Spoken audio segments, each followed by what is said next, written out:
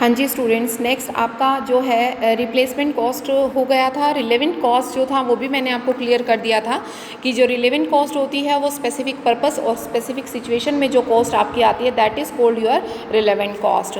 तो वो इसमें लिखता भी है on a specific purpose on the situation you can be face this type of cost. इसके अलावा यहाँ पर उसने एक एग्जाम्पल भी दिया है कि डेप्रिसिएशन का मैंने आपको बताया भी था कि जब आप किसी भी रिलेवेंट चीज़ से, किसी प्लांट मशीनरी से डेप्रिसिएशन चार्ज करते हैं तो उस टाइम जो चार्ज करने का डिसीजन होता है that decision is your relevant cost, कि ये आपको फ्यूचर में एकदम पड़ा हुआ पैसा मिल जाएगा मशीनरी खरीदने के लिए, नई मशीनरी को एक्सचेंज करने के लिए।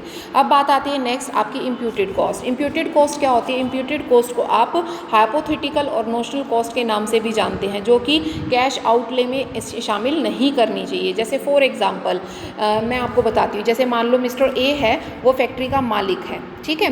वो अपनी ही फैक्ट्री में क्या करता है? प्रोडक्शन करता है, ठीक है। जब वो प्रोडक्शन करता है तो फैक्ट्री रेंट शो करता है, वो फैक्ट्री रेंट में वो 10,000 रुपया पर मंथ दिखाता है, ठीक है। इसका मतलब वो 10,000 रुपया पर मंथ जो दिखा रहा है, एक साल में कितना हो गया? 1,20,000 रुपया, ठीक है। अब वो 1,20,000 रुपया जो उसका हुआ है तो क्या वो उसको चार्ज करना चाहिए? क्योंकि he is the owner of the factory. अब वो ओनर है तो वो रेंट एक्चुअल में पे तो नहीं कर रहा।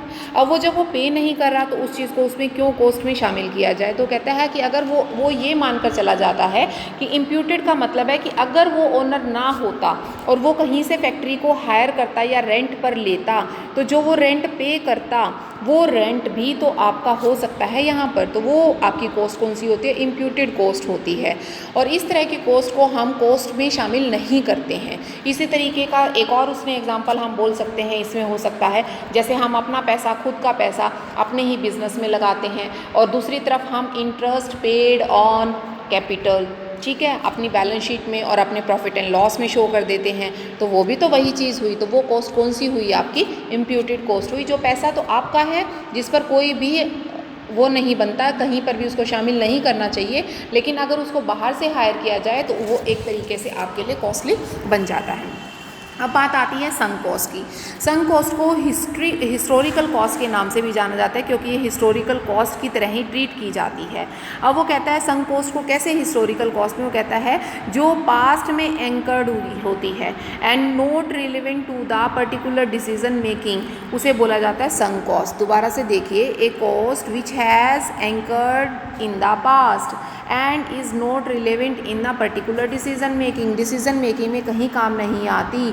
जैसे for example if a decision is replaced existing plant, अगर अभी आप कोई भी डिसीजन लेते हो कि आपको क्या कर देना चाहिए, इस प्लेस को, इसको हम रिप्लेस कर दें, इस प्लांट को रिप्लेस कर दें, तो हमें क्या करना पड़ेगा? उसकी जो बुक वैल्यू है उससे कम कीमत में उसको बेचना पड़ेगा और उसकी वजह से जो आपको कॉस्ट बियर करनी पड़ेगी that cost is your sunk cost. Clear है?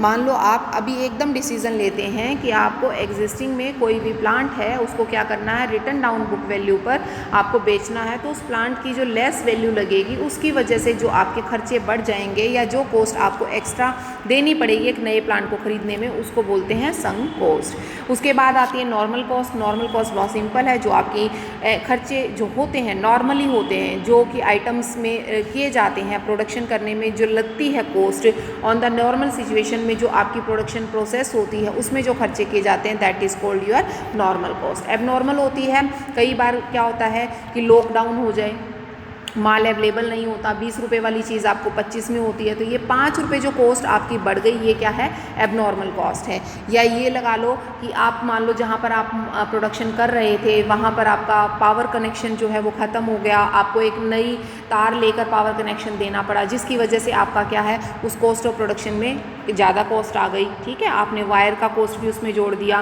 तो उसकी वजह से क्या होता है? आपकी अब जो कॉस्ट होती है, जो नॉर्मल कॉस्ट होती है, वो आपकी बढ़ जाती है इस रीजन से, जो ये आपका होते हैं कारण होते हैं, एबनॉर्मल कारण जो होते हैं। उसके बाद आता है next available cost, avoidable cost. बहुत सारी कॉस्ट जो होती हैं वो आपकी अवॉइडेबल कॉस्ट की कैटेगरीज में डाली जाती हैं कि इनको अवॉइड करके चलते हैं। जैसे फॉर एग्जांपल आप पेट्रोल लेकर आए 100 लीटर, ठीक है। अच्छा, उसके नॉर्मली चलो मैं आपको इससे भी एक छोटा एग्जांपल देती हूँ। आप घर में 3 kg दूध लेकर आते हैं, घर आकर उसको मापिए, आपको वो 3 kg नहीं मिलता, 2.75 kg मिलता है। रीज़न बीइंग कहाँ गया बाकी का 0.25 kg? कहाँ गया? तो वो कहता है कि जिस टाइम वो उसको डाल रहे होते हैं उस टाइम क्या होता है, झाग होते हैं दूध में, और जब घर आकर वो बार बार डोली में उछल उछल कर क्या हो जाता है, मिक्स हो जाते हैं झाग, और वो घर आकर क्या हो जाता है, कम हो जाता है। ठीक इसी तरीके से एक ऑयल का ले लेते हैं एग्जाम्पल। हम ऑयल लाते हैं 100 kg एक कंटेनर में डालकर, ठीक है। रास्ते में वो क्या होता है, छलकता है, जिसकी वजह से कहीं ना कहीं ड्राम्स में से थोड़ा थोड़ा पानी बाहर ऑयल जो है वो बाहर गिर जाता है, जिसकी वजह से क्या आता है, जब आप उसको अपनी फैक्ट्री में ला के मेज़र करते हो तो वो 95 kg निकलता है। तो क्या ये जो ये 5 kg कम हो गया, इसकी कॉस्ट कुछ नहीं होगी। मान लो मैंने 100 kg ऑयल ख़रीदा है 1000 रुपये में, तो इसका मतलब जो 95 kg वो 950 का होना चाहिए, मुझे तो 950 देने चाहिए। नहीं, मैं कितने रुपए दूंगी, मैं 95 kg के 1000 रुपये दूंगी। तो इसका मतलब जो पर यूनिट कॉस्ट है, ठीक है, वो क्या हो गई, मेरी इंक्रीज़ हो गई। किसकी वजह से?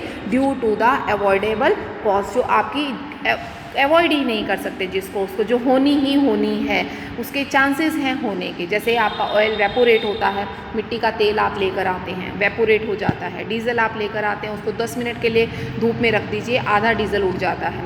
तो ये सारे कारण होते हैं जो कि हमारी अवॉइडेबल कॉस्ट के होते हैं। उसके बाद आती अनअवॉइडेबल कॉस्ट। कई अनअवॉइडेबल कॉस्ट होती हैं, जैसे कि मान के चलो कि जो होती हैं, मतलब अनअवॉइडेबल, मतलब जिनको अवॉइड नहीं कर सकते। जैसे मान लो मैं ये कहती हूँ कि थीफ की है, चोरी है, अगर आपने वॉचमैन को नहीं रखा, ठीक है, तो चोरी तो होगी ही होगी।